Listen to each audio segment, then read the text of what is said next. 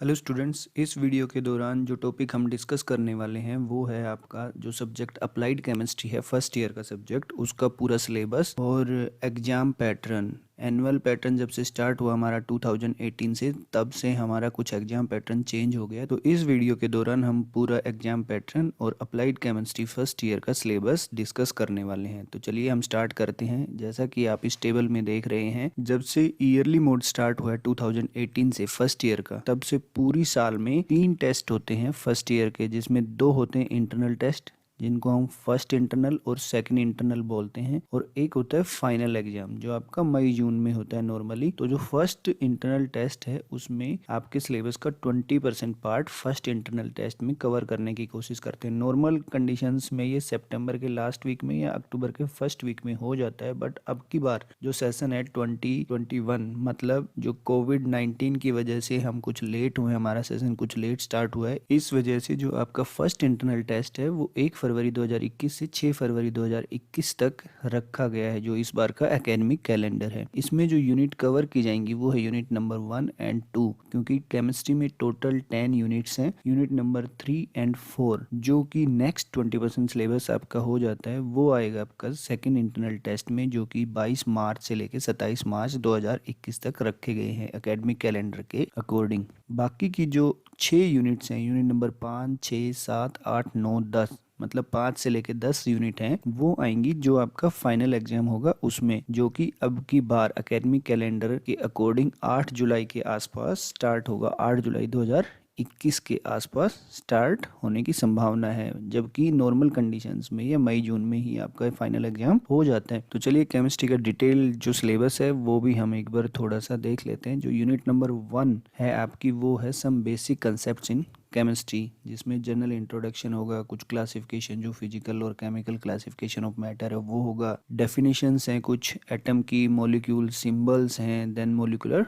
Formula. After that calculation of molecular mass, जिसमें आपको atomic mass calculation, इस तरह से परसेंटेज कंपोजिशन ऑफ एलिमेंट्स वगैरह का आपको कुछ न्यूमेरिकल भी इस फर्स्ट यूनिट में कवर करवाई जाएंगी। Second unit is structure of atom, जिसमें फंडामेंटल पार्टिकल ऑफ एटम जो इलेक्ट्रॉन प्रोटॉन न्यूट्रॉन एक्स्ट्रा हैं उनके molecular mass, atomic mass, Bohr's model of atom, then isotopes, isobar and isotone में क्या डिफरेंस है, उनकी डेफिनेशन विद एग्जांपल। इस तरह से ऑर्बिटल्स जो कंसेप्ट है ऑर्बिटल का, ऑर्बिट और ऑर्बिटल में डिफरेंस है वो, then principle of filling of electron in various orbitals, and after that electronic configuration up to atomic number 30, because Z यहाँ पर जैसा कि आपको पता है जेड मीन्स एटॉमिक नंबर 30, तो 30 एटॉमिक नंबर तक के जो एलिमेंट्स हैं उन सब का इलेक्ट्रॉनिक कन्फिग्रेशन ये आएगा अब यूनिट नंबर 2 में, that is structure of atom. So ये जो फर्स्ट और सेकेंड यूनिट है ये आएंगी का फर्स्ट इंटरनल एग्जाम होगा उसमें।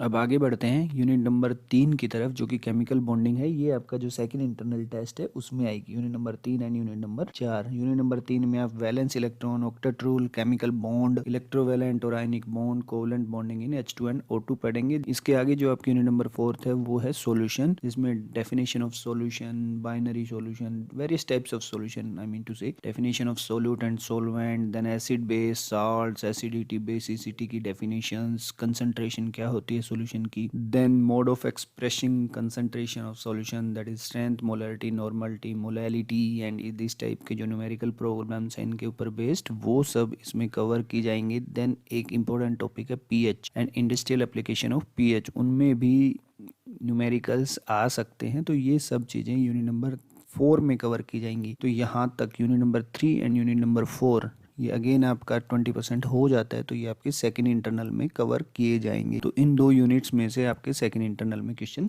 पूछे जाएंगे। अब आता है आपके फाइनल एग्जाम की बारी, जिसमें यूनिट नंबर 5 से लेके यूनिट नंबर 10 कवर की जाती हैं। तो हम इनको भी डिस्कस कर लेते हैं जल्दी जल्दी। यूनिट नंबर 5 इज इलेक्ट्रोकेमिस्ट्री, जिसमें ऑक्सीडेशन रिडक्शन का कंसेप्ट के अलावा कुछ टर्म्स हैं, इलेक्ट्रोलाइट, नॉन इलेक्ट्रोलाइट की definition with examples, types of electrolyte, definition of electrolysis, then Faraday law of electrolysis, and after that industrial applications of electrolysis। तो ये कुछ टॉपिक्स हैं जो आपके 5th यूनिट में कवर किए जाएंगे। Unit number 6 is about general principles of extraction of metal, कि आपके मेटल कैसे एक्सट्रैक्ट किए जाते हैं। उसमें आपकी मेटल नॉन मेटल की डेफिनेशन, देयर डिफरेंस, मिनरल की डेफिनेशन, मेटलर्जी की definition, general steps in metallurgy की जो आपका मेटलर्जी है उसमें क्या क्या जनरल स्टेप्स होते हैं, definition of alloy, types of alloy and purpose of alloying. ये टॉपिक आपके 6th यूनिट में कवर किए जाएंगे। यूनिट नंबर 7 इज फ्यूल, जिसमें various classification of fuel based on physical state, based on sources, उनकी calorific value क्या है, good fuel के कैरेक्टरिस्टिक्स क्या हैं। देन कोल के बारे में प्रोक्सीमेट एनालिसिस कैसे किया जाता है, उसकी इंपॉर्टेंस क्या है। फ्यूल क्वालिटी रेटिंग जो कि एक इंपॉर्टेंट टॉपिक रहेगा। ऑक्टेन नंबर और सीटेन नंबर की डेफिनेशन, सिर्फ डेफिनेशन यहाँ पर देखिए लिखा हुआ है ओनली डेफिनेशन, तो आपको सिर्फ डेफिनेशंस के बारे में पता होना चाहिए कि what is octane number and what is cetane number.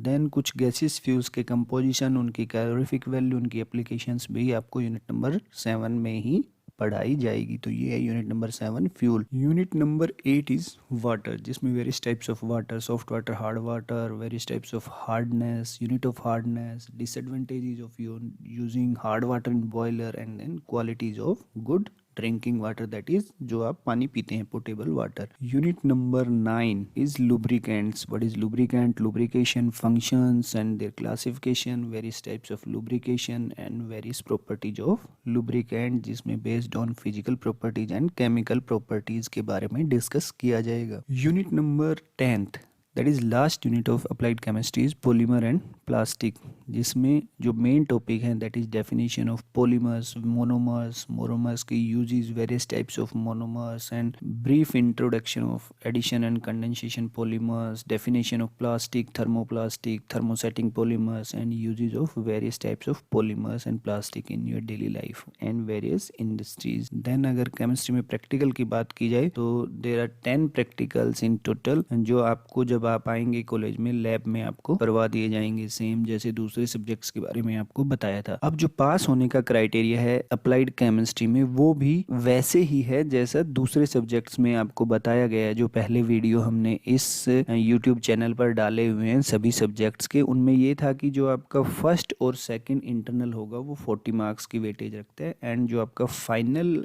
Exam होगा that is of 60 marks. So total जो ये 100 मार्क्स हैं इनमें कंबाइंडली आपको 40 नंबर लेने 100 में से। This is condition number 1। लेकिन ऐसा नहीं है कि 40 नंबर ही लेने, इसके साथ एक और कंडीशन है कि जो फाइनल एग्जाम होंगे उसमें कम से कम 15 नंबर आपको लेने ही है 60 में से, दैट इज 25% ऑफ 60। और 25% ऑफ 60 कितना होता है 15। तो अगर आपके 15 नंबर आ जाते हैं फाइनल एग्जाम में और आपके टोटल 100 में से 40 नंबर से ज़्यादा आ जाते हैं या 40 आ जाते हैं, दैट मीन्स कि आप क्लियर हो जाएंगे, आप पास हो जाएंगे। अगर इनमें से कोई भी एक कंडीशन कि आपके 40 भी नहीं आते हैं या आपके फाइनल एग्जाम में 60 में से 15 नंबर नहीं आते, तो उस केस में आपको दोबारा से पेपर देना पड़ेगा नेक्स्ट टाइम में, नेक्स्ट सेमेस्टर में या नेक्स्ट ईयर में, जो भी रूल है इसके अकॉर्डिंग।